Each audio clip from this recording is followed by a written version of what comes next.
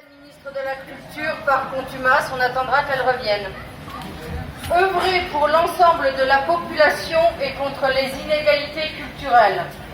En promettant que la culture sera une priorité du quinquennat, le candidat Macron s'est engagé sur une voie ambitieuse, mais nous savons tous qu'elle est fragile et périlleuse. En vous nommant ministre de la Culture, le président Macron se donne les moyens d'ouvrir un dialogue constructif sur les enjeux actuels. Plus citoyenne de la culture que technocrate, vous aurez la lourde charge d'apporter un souffle et un élan nouveau aux politiques publiques culturelles pour les rendre plus démocratiques. L'œuvre est immense.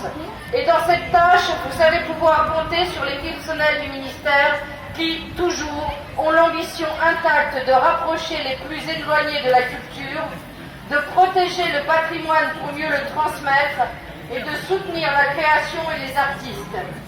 Vous connaissez aussi la force des réseaux qui constituent le ministère et qui irriguent l'ensemble du territoire métropolitain et des Outre-mer, toutefois, hélas, de manière inégale. Une conception plus démocratique des politiques. Concevoir des politiques publiques plus démocratiques exige de développer des échanges avec tous les acteurs de la culture et avec les collectivités. Réduire les fractures de notre société nécessite de les connaître, d'avoir du temps, d'avoir l'expertise, de coopérer en interdisciplinarité et d'avoir les moyens d'agir et de partir à la rencontre de nos concitoyens. Cela implique aussi de changer de paradigme. Concrètement, il s'agit de faire vivre les droits culturels qui ne doivent pas être considérés à l'aune de la seule fréquentation des musées, mais au regard d'une diversité culturelle reconnue comme un principe fondamental. C'est par le dialogue que la singularité des cultures peut se conjuguer avec l'émergence d'une culture commune, capable de rassembler la société et d'en détruire les fractures. Comment permettrez-vous au service public de la culture de jouer tout son rôle dans ce projet indispensable de développement de la démocratie culturelle? Les DRAC, avec l'administration centrale, pilote du développement culturel.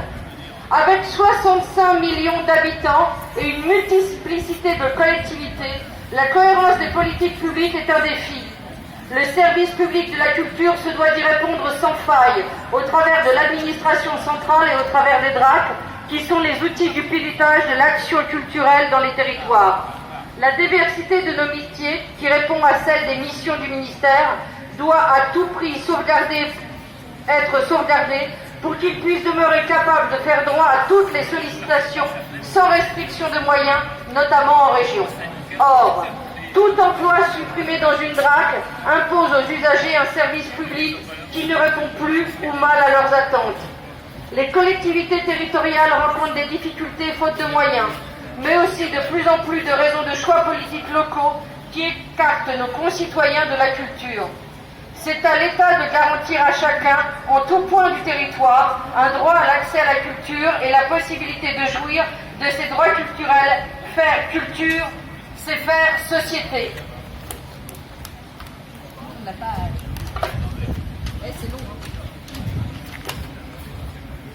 Redonner un élan aux DRAC. Les politiques publiques culturelles sont en retrait sur le terrain. Délégation de compétences ici, manque de moyens là. Directive nationale d'orientation, sans aucun élan culturel. Désorganisation, post-réforme et risques psychosociaux encore et toujours. Reconcentration des moyens sur les sites des DRAC sièges de région au détriment d'un service public de proximité et du renforcement de son expertise. Carrières bloquées et régimes indemnitaires indigents sont le quotidien des collègues des DRAC. La DNO, Directive nationale d'orientation, devait être placée sous le signe de la coopération avec les collectivités, les acteurs locaux et la culture, institutionnelle comme associatif. Elle devrait être un outil visant à renforcer les responsabilités de l'État et lui permettre de les assumer et d'être en mesure de s'emparer des nouveaux enjeux relatifs aux inégalités culturelles. Le ministère de la Culture n'a pas vocation à agir seul, mais, s'il le faut, il doit en avoir la capacité. Un ministère de la Culture de plein exercice est la garantie de l'État face à la nation du droit à la culture pour tous. Un réel schéma directeur de l'aménagement du territoire des politiques culturelles culturelle est un moyen de lutter contre les inégalités en matière de culture. Les délégations de compétences sont un dispositif qui prétend promouvoir la proximité, mais mal conçue et mal évaluée, elle fossilise les coopérations indispensables à la co-construction des politiques publiques. Les personnels en région seront naturellement très attentifs au positionnement politique de la ministre quant à la place et au rôle des services déconcentrés et des établissements nationaux. Madame la ministre, comment allez-vous redonner un espoir légitime au personnel du ministère et renforcer leur place et leur rôle sur l'ensemble du territoire? Les établissements nationaux de la culture comme outil culturel. L'autre point de développement du service public de la culture réside dans la qualité des établissements nationaux. Forts de leur implantation sur l'ensemble du territoire, de leur mission et expertise, ils sont à même, sous l'égide des DRAC, de porter les politiques de l'État, de leur donner une cohérence et de développer le service public au plus près de la population. Les réseaux du ministère sont inestimables pour faire droit à l'accès à la culture, archives, archéologie, manufactures, bibliothèques, librairies publiques, monuments historiques, musées, écoles, conservatoires, radio, audiovisuel, théâtre, résidences d'artistes, opéra, cinéma, danse et musique sont au service de tous. Par là, ils sont constitutifs de l'exception culturelle. Il est indispensable de les protéger de la brutalité du marché qui lorgne sur cette richesse publique. Madame la ministre, comment allez-vous protéger l'exception culturelle que constitue ce réseau du service public de la culture, réseau unique en son genre? Service public et dumping social, l'exemple de l'archéologie. La création de toutes pièces d'un marché de l'archéologie préventive et son maintien de la matière la plus artificielle qui soit nuit au bon exercice des missions de protection par l'étude et de mise en valeur du patrimoine archéologique. Le dumping social qui s'y développe anéantit les garanties collectives. Le dumping scientifique ronge les règles déontologiques les plus élémentaires et alimente la dispersion des données scientifiques au profit de leur marchandisation. Dans un autre registre, le phénomène est identique pour la réunion des musées nationaux. Madame la ministre, allez-vous laisser encore longtemps cette politique de dumping se développer alors qu'il y a urgence à agir? La conception démocratique des politiques doit déterminer la nature des financements. Il n'y a pas de service public sans financement public, que ce soit sous forme de crédit budgétaire ou d'exonération fiscale. Le ministère, champion en matière de fiscalité, n'opère pas toujours dans la transparence, secret fiscal oblige. Depuis de nombreuses années, les financements privés défiscalisés ont pris une place de plus en plus importante dans le budget des établissements publics. Le mécénat, lorsqu'il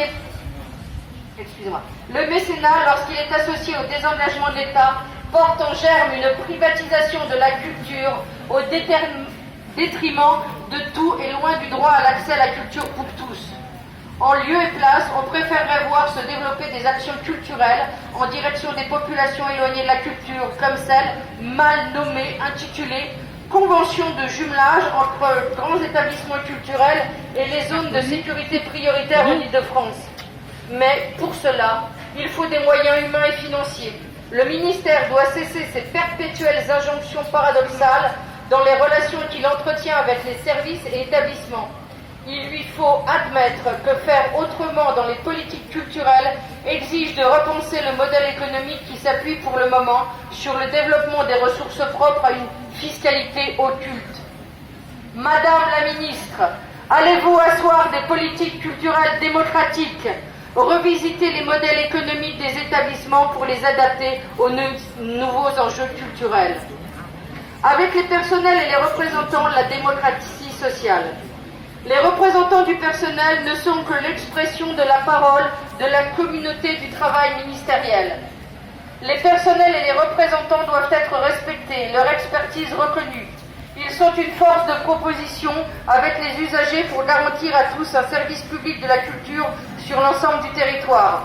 Dans ce domaine, l'exemplarité vient d'en haut, et souvent c'est la ministre et son cabinet qui donnent la tendance. Madame la ministre, les personnels et nous-mêmes attendons de votre part une forme d'exemplarité en matière de démocratie sociale. pour que chacun vive ses droits de citoyen au travail sans aucune distinction. Nous attendons aussi que chaque militant puisse exercer ses droits syndicaux sans discrimination au quotidien.